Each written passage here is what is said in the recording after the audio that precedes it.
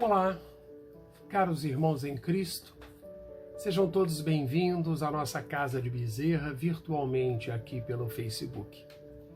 Novamente aqui estamos para falar, sentir, refletir e nos harmonizar com o estudo do Evangelho de Jesus à luz da doutrina espírita em um novo dia.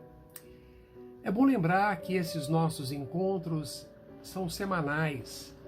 Ocorrem todas as quartas-feiras, às 10 horas. Aqui estamos. Eu, espero que vocês e os nossos queridos amigos espirituais. E nestes momentos de grandes desafios, com lutas incessantes, faço um convite a todos nós. Vamos nos permitir uma pausa para a reflexão e a harmonização como consequência de nossas mentes e corações, sempre voltados para a luz que nos direciona ao bem. E o assunto de hoje, que eu quero falar com vocês, é sobre a reencarnação. Tema fascinante. Primeiro vamos lembrar que Jesus, enquanto esteve em Jerusalém para a Páscoa, ele realiza notáveis sinais, os chamados milagres. Nicodemos, fariseu e membro do Supremo Tribunal Judaico, chamado Sinédrio, fica impressionado com Jesus. E Nicodemos, querendo aprender mais, ele visitava Jesus à noite. Mas por que só à noite? Provavelmente com medo de que, se ele fosse visto com Jesus, a sua reputação perante os líderes judeus ficasse prejudicada. E o Mestre Jesus ensina a Nicodemos, conforme podemos encontrar no Evangelho de João, capítulo 3, versículo 1 a 21.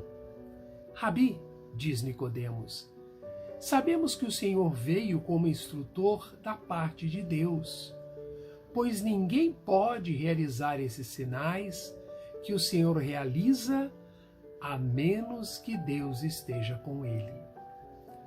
Em resposta, Jesus declarou: digo a verdade, ninguém pode ver o reino de Deus se não nascer de novo. Mas será que é possível alguém nascer de novo? Perguntou Nicodemos a Jesus. Como alguém pode nascer sendo velho? É claro que não pode entrar pela segunda vez no ventre da sua mãe e renascer. Isto está em João capítulo 3, versículo 4. Não, nascer de novo não significa isso. Tanto que Jesus explica a Nicodemos: digo a verdade, ninguém pode ver o reino de Deus se não nascer de novo. Digo a verdade, ninguém pode entrar no reino de Deus se não nascer da água e do Espírito.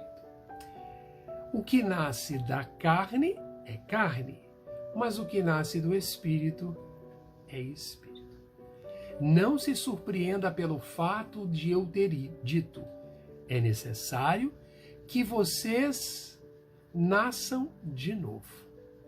O vento sopra onde quer. Você o escuta, mas não pode dizer de onde ele vem, nem para onde vai. Assim, finaliza Jesus, acontece com todos os nascidos do Espírito. Então pergunta Nicodemos: como pode ser isso? Disse então Jesus: você é mestre em Israel e não entende essas coisas? Já que era o doutor da lei? Asseguro que nós falamos do que conhecemos e testemunhamos do que vimos.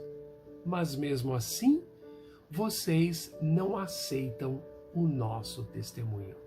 E continua dizendo Jesus a Nicodemos: eu falei de coisas terrenas e vocês não creram. Como crerão se falar de coisas espirituais? Vejamos, irmãos, que Nicodemos não consegue entender o que Jesus está lhe ensinando sobre o reino. Então Jesus fala mais a respeito do seu papel especial como filho de Deus. Quando? Quando ele diz: ninguém jamais subiu ao céu a não ser aquele que veio do céu, o Filho do Homem. Da mesma forma como Moisés levantou a serpente no deserto, assim também é necessário que o Filho do Homem seja levantado, para que todo o que nele crer tenha a vida eterna. E continua Jesus: porque Deus tanto amou o Filho que deu, amou o mundo, que deu o seu Filho unigênito, para que todo o que nele crer não pereça, mas tenha a vida eterna. Pois Deus enviou o seu Filho ao mundo não para condenar o mundo, mas para que este fosse salvo por meio dele. Quem crê não é condenado, mas quem não crê já está condenado, por não crer no nome do Filho unigênito de Deus. E Jesus nos diz: este é o julgamento. A luz veio ao mundo, mas os homens amaram as trevas e não a luz, porque as suas obras eram más. Quem pratica o mal odeia a luz e não se aproxima da luz, temendo que as suas obras sejam manifestas. E Jesus adverte: mas quem pratica a verdade vem para a luz, para que veja, melhor dizendo, claramente que as suas obras são realizadas por intermédio de Deus. Queridos irmãos, quanta sabedoria contida neste diálogo de Jesus com Nicodemos. Vamos agora lembrar o conceito de reencarnação à luz da doutrina espírita. Reencarnação não quer dizer nascer de novo ou renascer da carne. Reencarnar significa, acima de tudo, como fenômeno, mergulhar na nossa dimensão física. Ressurreição, por outro lado, significa literalmente voltar à vida. O ato de uma pessoa considerada morta viver novamente utilizando o mesmo corpo. Ressurreição e reencarnação. A reencarnação fazia parte dos dogmas dos judeus sobre o nome de ressurreição. Eles tinham apenas concepções vagas e incompletas. Eram essas noções sobre a alma, bem como a sua ligação com o corpo. Eles acreditavam que o homem que vivera pudesse renascer no próprio corpo.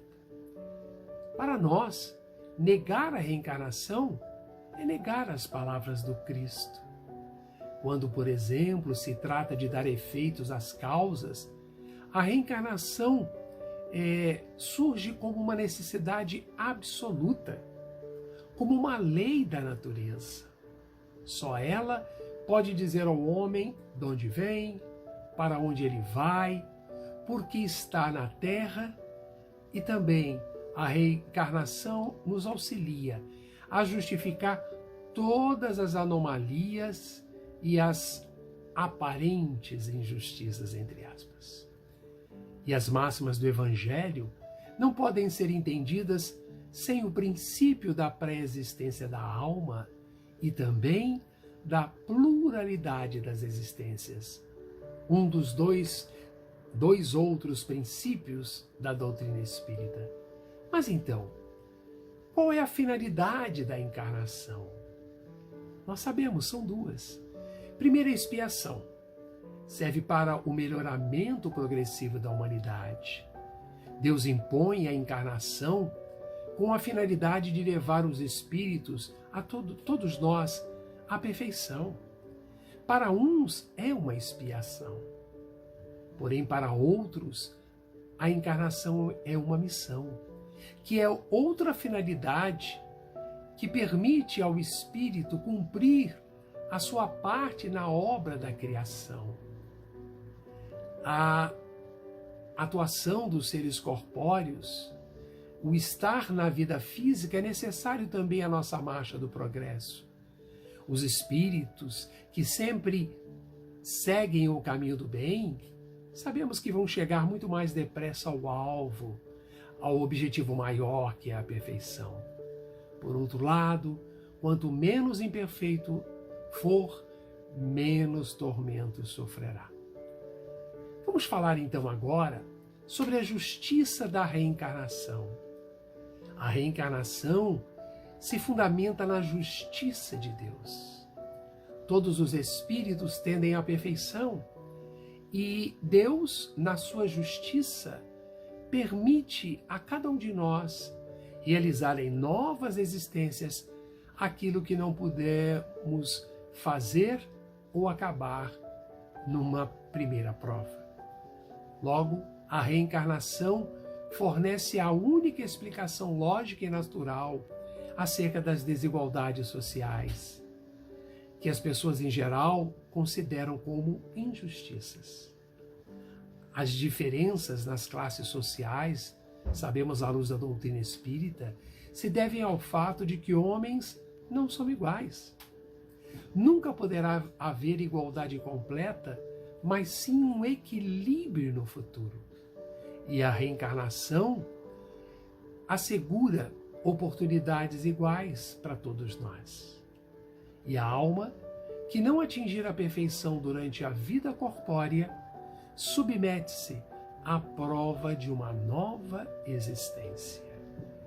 Ao se depurar, ela sofre uma transformação, mas para isso necessita da prova da vida corpórea. Para isso, necessita de muitas existências.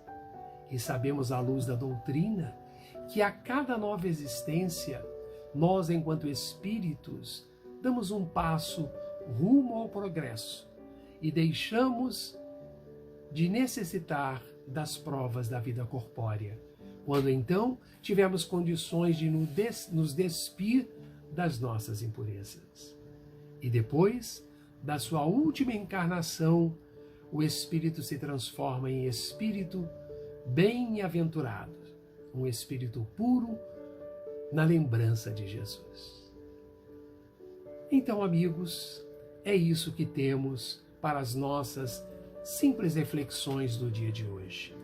Espero que tenhamos aproveitado esse momento e possamos estar juntos na próxima semana, em que falaremos sobre o Evangelho à luz da doutrina espírita. Tenha um dia de paz, um dia de harmonia, e a cada um deixo o meu abraço fraterno. Fiquemos em paz e continuem se cuidando.